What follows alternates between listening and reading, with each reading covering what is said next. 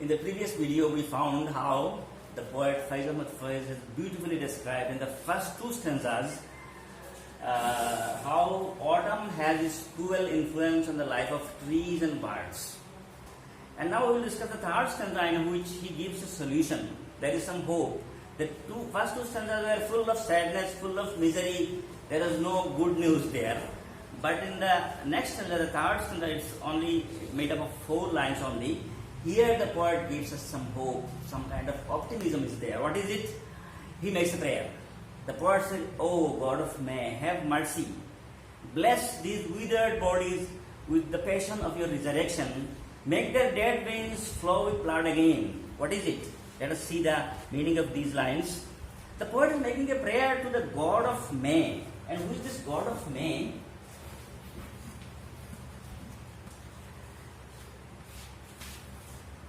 God of May is the God of all other months, the same God of all seasons, the same God of everything and everyone. So what does the poet mean by God of May? When you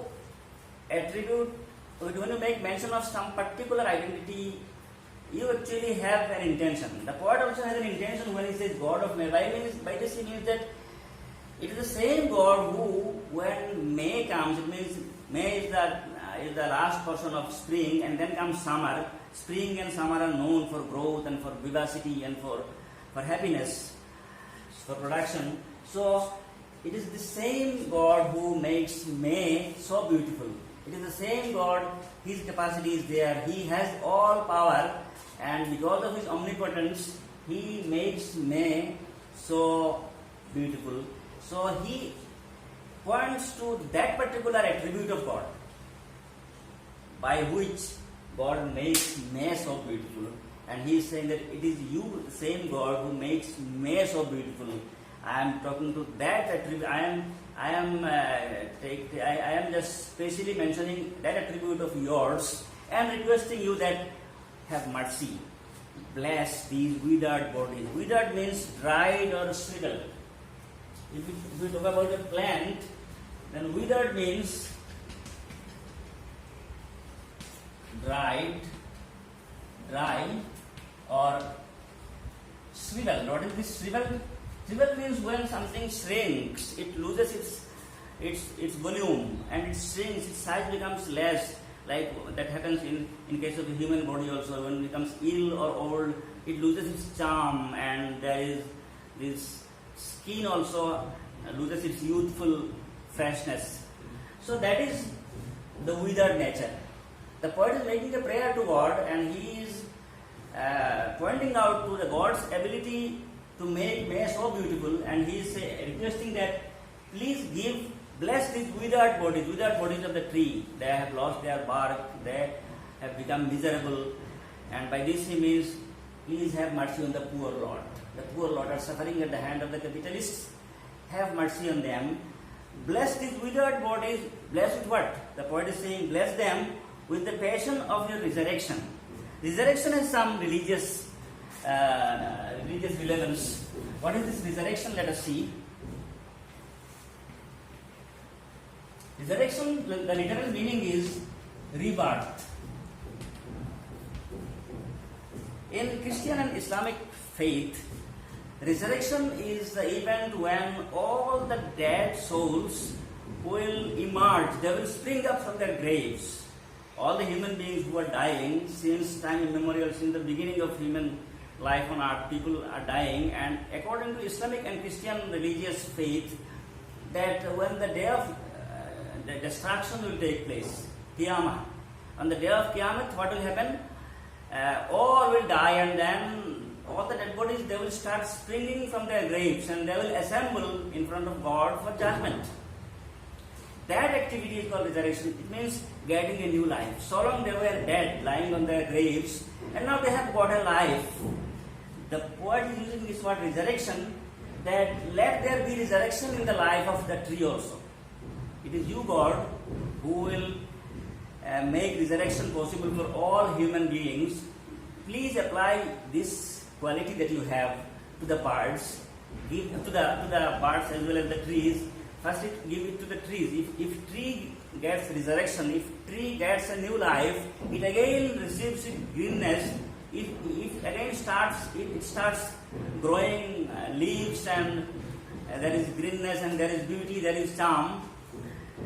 That will allow the birds also to come again and take shelter and to make its nest here and to sing songs again. So the poet is making a prayer to the gods that you bless those withered bodies, those dry bodies of the tree with resurrection, with a new life.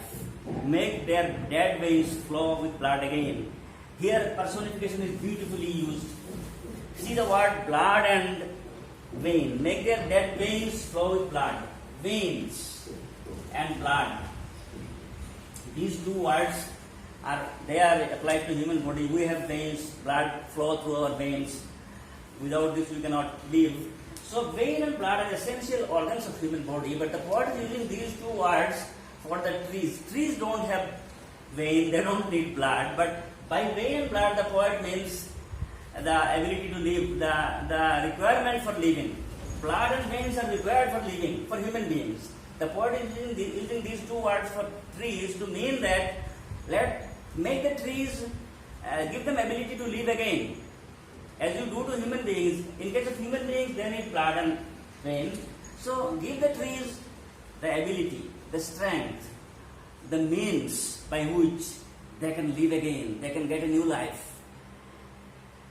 This is a prayer made to God by the poet. So the two stanzas describe the misery that firstly trees suffer, then in the second stanza the misery that birds suffer, and coming to the third stanza the poet makes a prayer to God to bring an end to this misery, and by this he means let there be an end to the miserable life of the poor people at the hand of the capitalists. Let there be justice, let there be fair deal everywhere. And the poet is optimistic. At the end he says, give some tree the gift of green again. It is again the couplet. The couplet means two lines. At the end, this is the conclusion drawn by the poet. Again, the two sufferers, the plant and the tree and the birds, for them the poet is making a prayer at the end. He says, give some tree the gift of green again. Gift of green means greenness. The trees have lost their greenness. The gift of green is taken away from them. Give it to them again. Let them regain their greenness. Let them regain their freshness, their life again. And then the poet says, he makes a prayer about the bird also.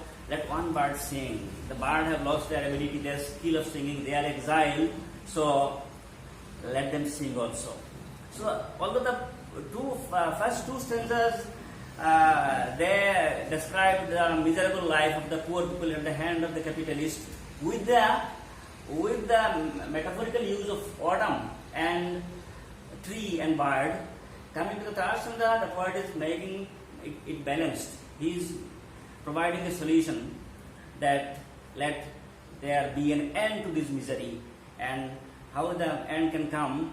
The poet has fought all his life along with others for the sake of justice, for bringing justice to the life of the poor lot.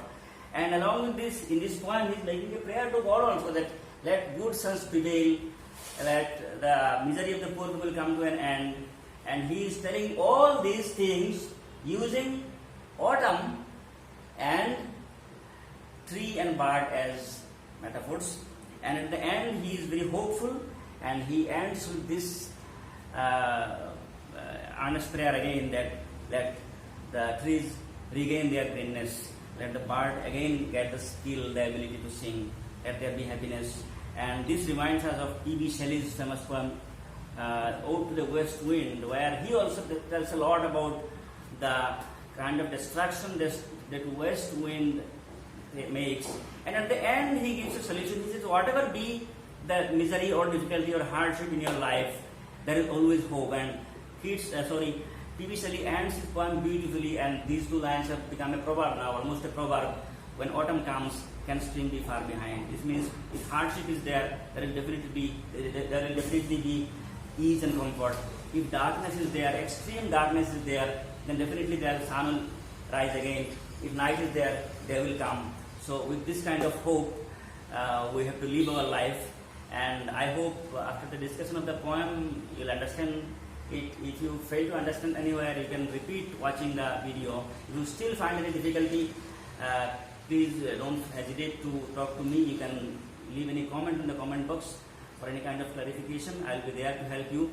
I'll be happy helping you to understand things better. With this, let us end. Thank you very much for being with me.